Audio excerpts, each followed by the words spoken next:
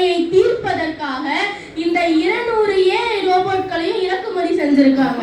இவங்கள மாதிரி எந்த டிஜே பாட்டுக்கும் டான்ஸ் ஆடாது ரோபோ.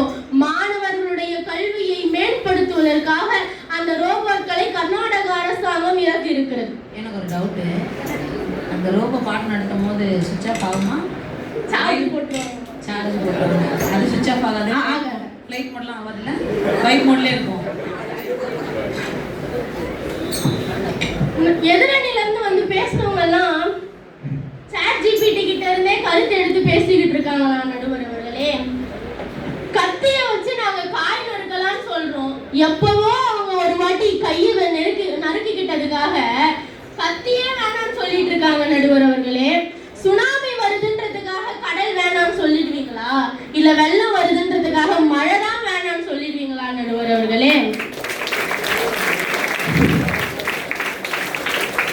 இன்னைக்கு உலகமே போய் கூகுள் அப்படிங்கிற ஒரு விஷயத்துல நின்னுடுச்சு. கூகுள் கிட்ட போயிட்டு சாத்தானை பத்தி கேட்டாலும் சொல்லும், கடவுளை பத்தி கேட்டாலும் சொல்லும். எது நம்ம எடுத்துக்க போறோம்ன்றது நம்ம கிட்ட இல்ல இருக்கு.